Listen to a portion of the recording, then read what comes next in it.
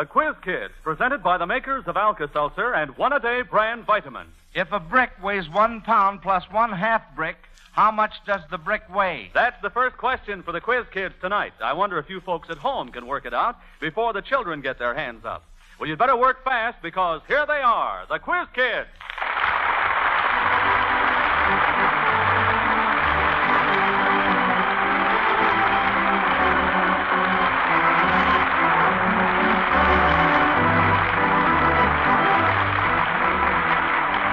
In addition to a lot of tricky questions like the one you just heard, we have a special guest from Hollywood on our show tonight. And here's our teacher to tell you all about it. The chief quizzer himself, Joe Kelly.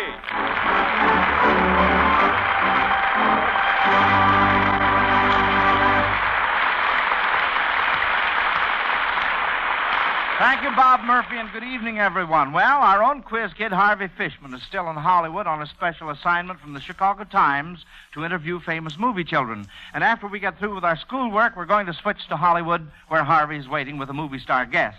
She's one of our ex-quiz kids, and you'll all remember her by her own name, Smela Brind.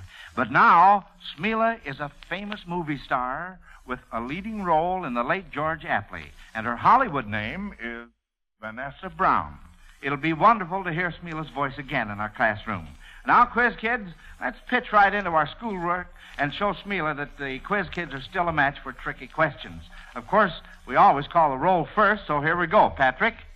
I'm Patrick Owen Common. I'm 9 years old and in 4A at Fort Dearborn School. Ruthie? I'm Ruthie Duskin. I'm 12 years old and in the 9th grade at U High. Alan? I am Alan Sankstone. I'm 12 years old and in the 8th grade at Alcott School. Naomi? I'm Naomi Cooks. I'm 8 years old and in the 3A at the Grover Cleveland School. And Joel? I'm Joel Kupperman. I'm 10 years old and 6B in the Vocal School in Chicago, Illinois.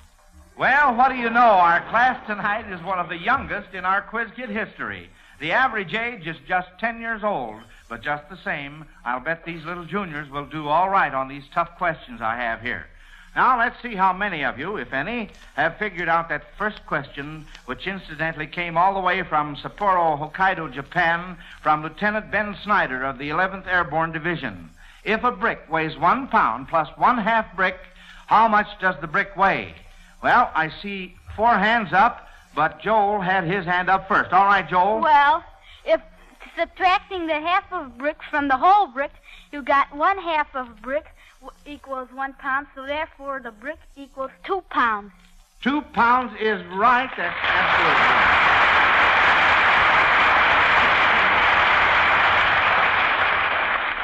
Well, I had a hunch we were going to get one of those big super-duper radios away on that, but my hunch was all wrong. I'll get 2 out of 3 on this next question from Julian Capers of Dallas, Texas. It's about queens in the Bible. You must identify the queens from their own words. Here's the first part. And she said unto Ahab, Dost thou now govern the kingdom of Israel? Arise and eat bread, and let thine heart be merry. I will give thee the vineyard of Naboth. Pat? That was Athaliah. And she said that Ahab, her husband, who was the... Wait a minute. What did you say, Pat? That was Athaliah. No. Jezebel. Jezebel. That's right, Queen Jezebel. Mm-hmm. That's correct. Now the second part. And she said to the king, It was a true report that I heard in mine own land of thy acts and of thy wisdom. Ruthie? The Queen of Sheba, who came to visit King Solomon. That's right, the Queen of Sheba. And here's the last part.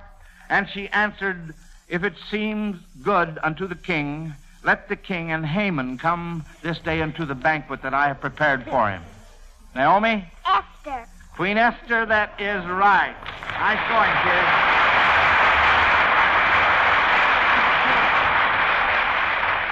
Ed Chamberlain of Dayton, Ohio, wants us to pretend that we're at a baseball game and try to find 3 things on the playing field that we also might find in the grandstand. For example, we might see a player on the field fan out. And, of course, we'd see lots of fans in the grandstand. We might even see some fan with a fan fanning a fan without a fan. Never can tell. All right, to satisfy Mr. Chamberlain, you must think of at least 3 more. Ruthie? Well, in the grandstands, you might hear a baby bawling. A baby bawling. That's very, very cute, Ruthie. Pat? Well, there's a pop fly, I believe, and then there would be pop in the grandstand. There most certainly would be pop in the grandstand. Yep, and Mom would probably be there, too. All right, Alan? If there were any rich fans, you might find a diamond up there. There's also one on the baseball field. That's also very good, Alan. Joel? Well, the pitcher has a lot of curves, and there's plenty in the grandstand.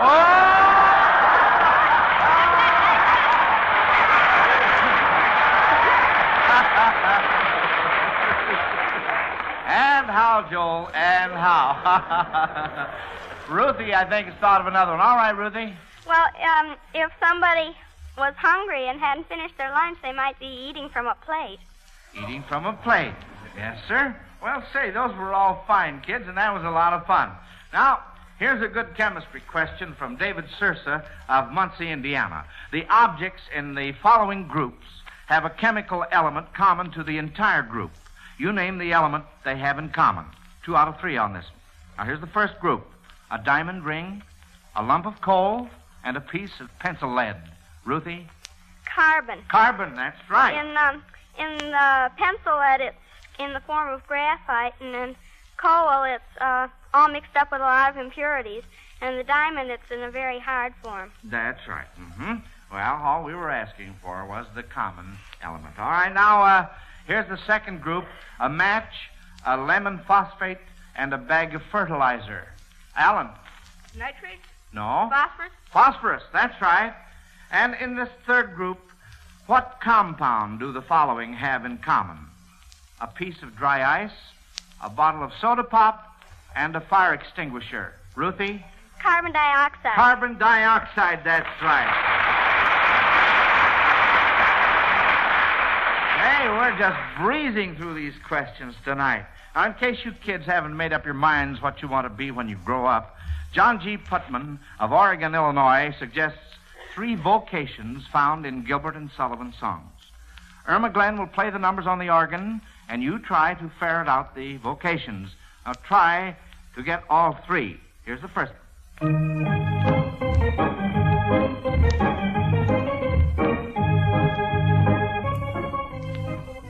Joel? Sea captain.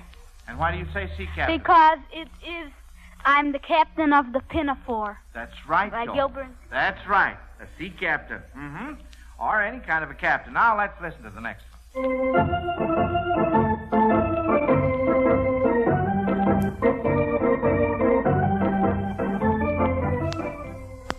Ruthie? It's a wandering minstrel eye. So it'd be a wandering minstrel, a troubadour or somebody. That's And right. it's from the Mikado, Mikado. by Gilbert and Sullivan. That's It's sung by- by Nancy Pooh. Yes, Gilbert and Sullivan. That's right. All right, now. Let's listen to this last part.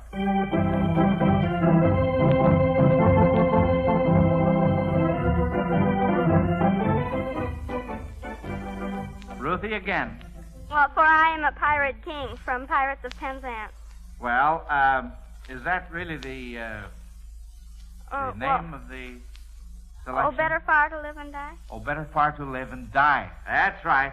Very good, Ruthie. Now, for our vitamin question, as presented by Mr. Murphy. How can I find out if one-a-day brand multiple vitamins can help me feel better? And the answer, also presented by Mr. Murphy. Try this easy home vitamin test. Ask your druggist for the 60-capsule package of one-a-day brand multiple vitamin capsules. It will cost you just $2, and it will last you 60 days. You take 1 capsule each day for 60 days, and then you check. Do you feel better as far as your nerves, digestion, and vital energy are concerned? Do your friends tell you you look better? Well, then, the logical answer for you is keep right on taking one-a-day brand multiples. However, if you do not honestly feel the one-a-day brand vitamins have benefited you, we do not want you to pay for them. Take the empty package back to your druggist, and he'll return your money. Start this convincing home vitamin test in your home today. Remember, the brand you want is one-a-day.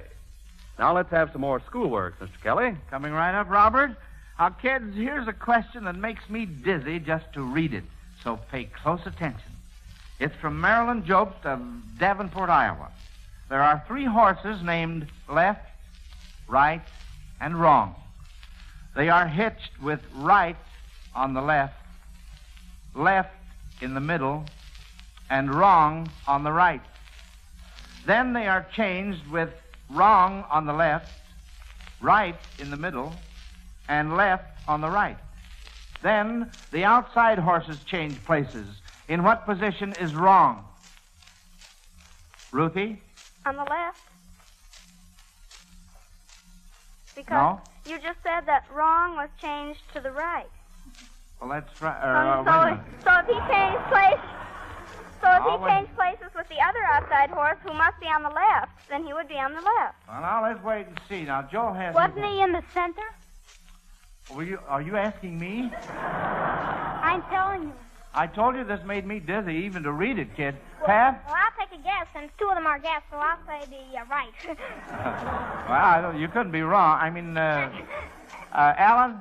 I think he was definitely in the center. No. Wrong is on the right. See, I said then they are changed with wrong on the left, right in the middle, and left and right and left. Right. Well, I'm getting all mixed up here by myself, but the correct answer is wrong. Yes, wrong is on the right.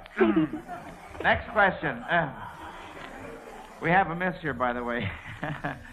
The class missed that question, so that means that Marilyn Jobst of Davenport, Iowa, gets a big zenith from the makers of Alka-Seltzer. It's a $200 radio phonograph combination with 2 FM bands and featuring a sensational new way to play records with the Cobra tone arm. Why don't you mail a question to Quiz Kids Chicago, friends? If the kids miss your question, then you get one of those big radio phonograph sets. And if we use your question on the show and the children answer it correctly, you get a new Zenith Standard and Shortwave Clipper Portable. Now back to questions. There are many commodities that we are still unable to buy. But Lully Livingstone of Pinson, Alabama, asked you what commodities or articles did these characters in mythology really need and never get? What about Icarus? What did he need most? Pat? Well, he needed some discipline to stay down with his father when he went up to the sun. And also he should have had stronger wings. Well, I think we can get all of the discipline that we want these days. All right, Joel? He needed an airplane. An airplane, that would come in very handy, wouldn't it? Ruthie? Oh, he needed better wax in his wings. No, that's not true either, because the wax would melt even if it was good. I think that I agree with the person that said better wings. Better wings? Yeah. Uh-huh. All right.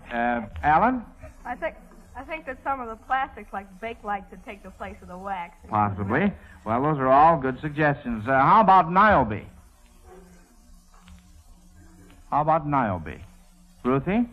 Well, something that would keep, some kind of a drug that would keep people alive forever. Well? Because she was the one, I believe, who had her sons and daughters and herself killed. Well, that's right, but there's something else that I had in mind, and Pat? Well, she needed 6 more daughters and 7 more sons because Apollo killed the sons and Diana killed the daughters all but one. Well, that's true, but I'm thinking about... Joel?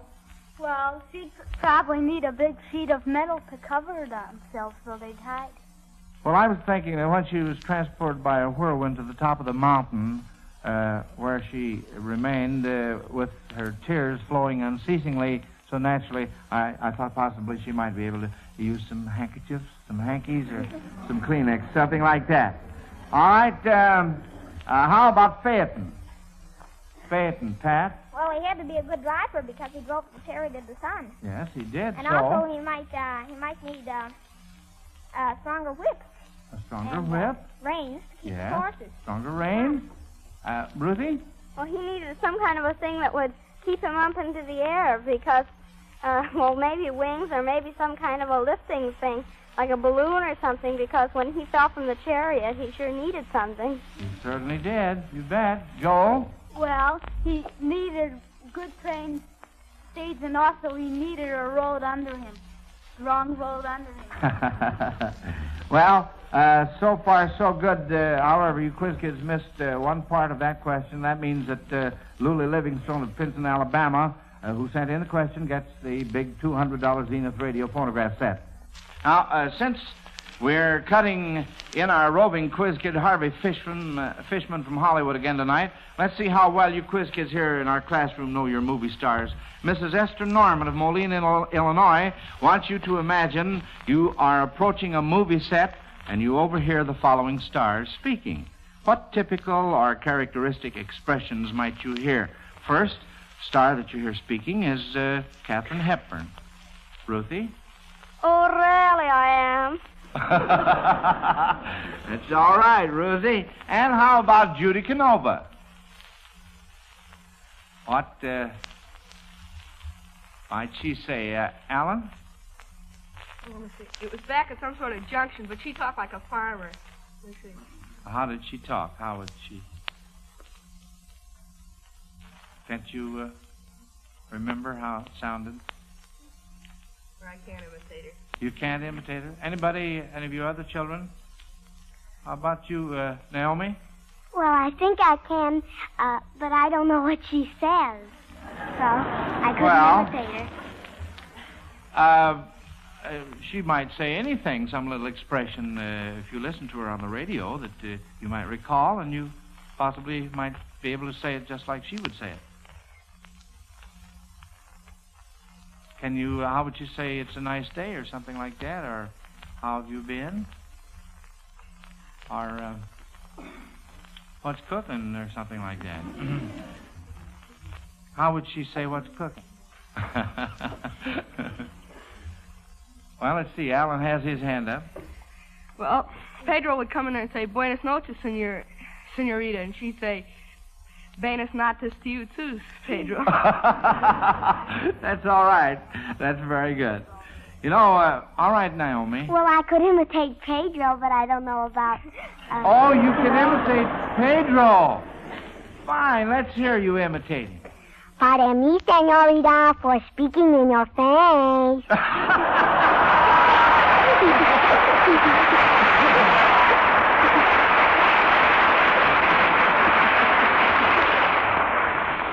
That was very good, Naomi. Muchas gracias. You know, last Tuesday was the first anniversary of the world's first atomic bomb explosion on the New Mexico desert. The fourth bomb exploded was the one at Bikini.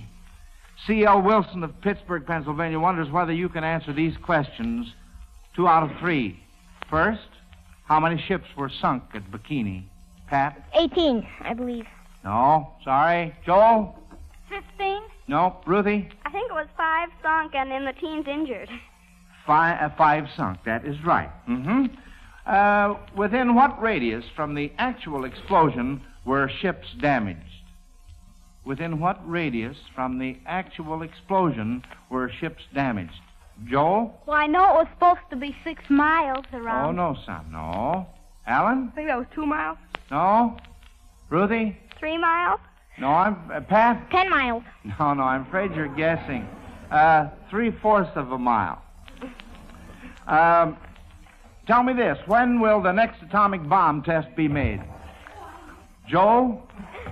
July 25th, Thursday. That's very, very good. All right, well, you got 2 out of that. Now, Bob, these people want to ask you some questions. I was very interested in that home vitamin test you mentioned, Mr. Murphy, but I'd like to know just which vitamins I'd get in one-a-day brand multiple capsules. You get 8 different vitamins in one capsule. Vitamin A, vitamin B1, B2, B6, vitamin C, vitamin D, and 2 additional vitamins of the B complex. 8 different vitamins in one capsule. You, sir, you have a question? Yes. How do you know that any of us need extra vitamins? That's a fair question, and here's the answer. In government surveys, it has been proven that 3 out of 4 American working people do not get enough vitamins to encourage the highest level of health. In a test conducted among 2,000 New York school children, 1,300 of them, 65%, were found to be deficient in 1 or more of the important vitamins. The chances are very high that you yourself may not be getting enough vitamins with your food to feel and so look your best. Well, that's pretty strong evidence, Mr. Murphy. Would you review that home vitamin test for us again? Gladly. You ask your druggist for the $2 package of one-a-day brand multiple vitamin capsules. Take one capsule each day for 60 days. Then, if you don't feel that you have been benefited by one-a-day brand, return the empty package to your druggist and he'll refund your money. Start this home vitamin test right away. And remember, the brand you want is one-a-day. Well, now, Joe, are you ready to switch to Hollywood for Harvey and Vanessa Brown? Oh, no, Bob. We're not quite through with our question list. Pretty soon, though. Let's show Harvey and our charming guest how well you can do with this one, Quiz Kids. This question is from the Ballantines, who have just returned from 18 months overseas with the USO unit. They are here in the studio to provide the music for their own question, and believe me, their harmonica playing is a treat for the ears. Bob Ballantine will play a chromatic harmonica, and his wife Agnes will provide accompaniment on a huge harmonica about a yard long. Now, you kids are to imagine that you're attending a jam session of classic composers, and they all do an arrangement of whispering, which, as you will remember, goes like this.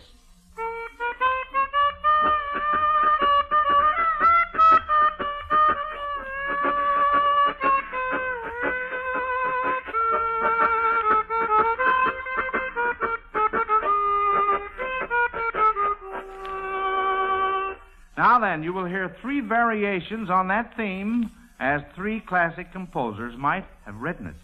You are to name the composer. All right, Ballantines, let's have the first one.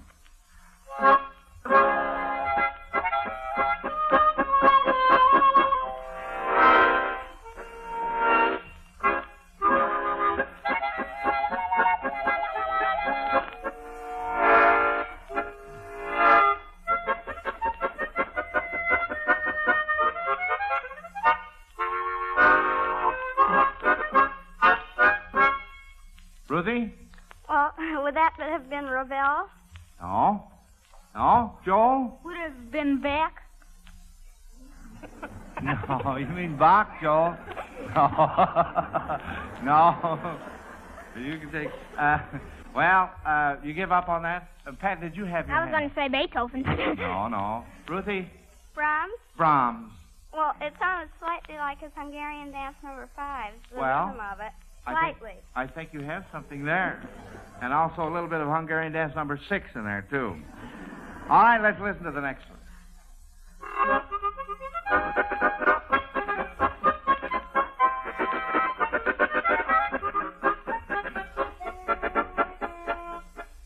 Joel? I take Sousa. Ruthie? I think that was Schubert's March Militaire. That's just what it was. That's right, Franz Schubert. And here's the last one.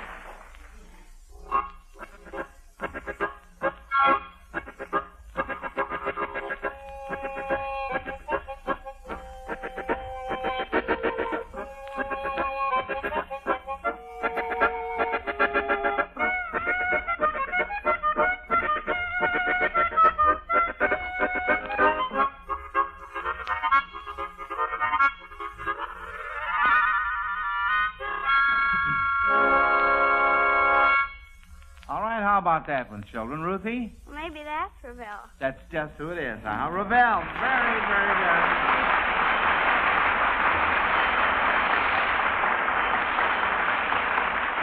Yes, sir, that was Ravel, and there's the bell, Quiz Kids. That means you don't have another little thing to worry about. The questions are over, and I might add you did a mighty good job for a 10-year-old class.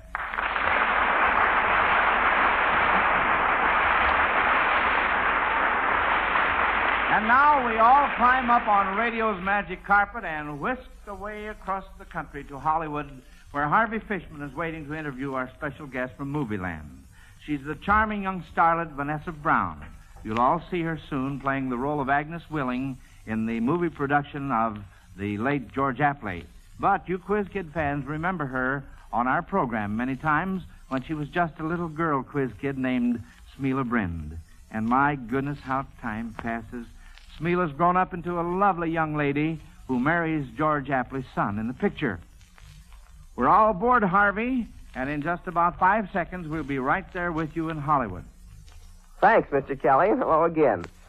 Well, it looks like this is family reunion day on the Quiz Kids. As you know, an old member of our gang has really made good here. And movie folks are expecting great things from her. Gee, I wonder if she still remembers how to introduce herself as a quiz kid. Why, certainly.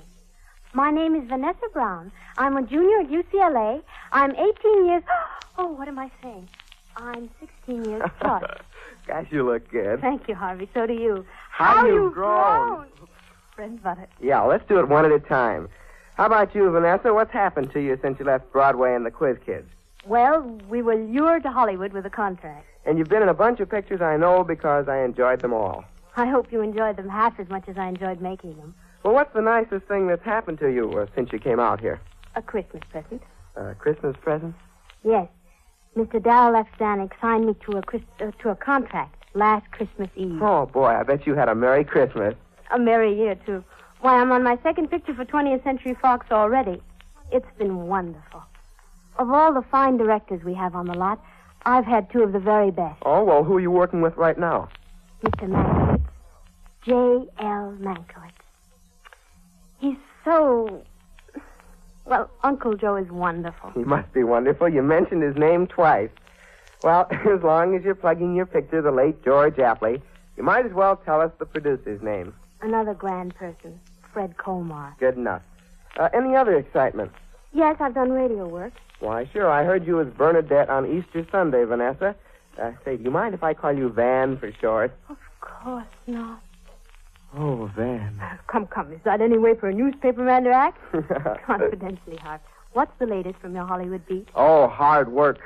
I've been kissed by Mary Pickford. Oh, were you at Pick's there, Harvey? How did you like it? Oh, it was swell, especially the swimming pool, even though I came out adrip. I could say something. Yeah. Yeah. Is it about time for us to say goodnight? Yes, Harvey, it is. Okay, you say it first, with a little help from William Shakespeare. Good night. Good night. Parting is such sweet sorrow that I should say good night till it be morrow. Sleep dwell upon thine eyes. Peace in thy breast. Would I were sleep and peace, so sweet to rest. Good night, Mr. Kelly. Good night until next week, Mr. Kelly.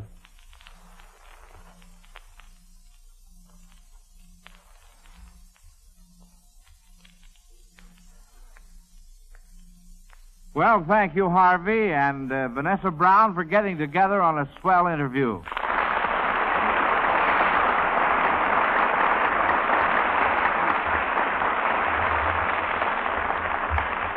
Harvey, we're looking forward to having you back in school soon, and we're also looking forward to your series of articles on Hollywood movie children, which begins in the Chicago Times next Wednesday. Now, Joe, you aren't by any chance forgetting about the report cards on tonight's Quiz Kids, are you? Well, Bob, I nearly did. I got so interested in Harvey's interview, I almost skipped right past the business of scores. The judges were working while the rest of us were in Hollywood, and they say that as an entire class, you Quiz Kids missed 2 questions tonight. Ruthie was first, Joel second, Alan third. You 3 are invited back next week to compete with Brian Woods, age 9, and Naomi Bernard, age 13. And, of course, each of you 5 children, winners and losers alike, gets a $100 savings bond from the makers of Alka-Seltzer for your good work tonight. This is Joe Kelly dismissing the Quiz Kids class until the same time next Sunday. Good night, kids. Good night, Kelly.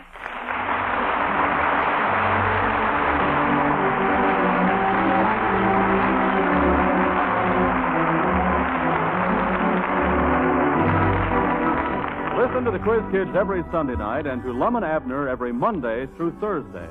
And incidentally, folks, how about checking your home supply of Alka-Seltzer? Alka-Seltzer can be so helpful so often in your family circle, you don't ever want to be without it. It's a wise idea to buy 2 packages instead of 1. Have the extra package handy to tuck in your suitcase or your car when you take a trip. An occasional headache or acid indigestion may be brought on by traveling, or your muscles may ache and pain from undue fatigue. When these discomforts bring you grief, try Alka-Seltzer for relief. This is Bob Murphy speaking.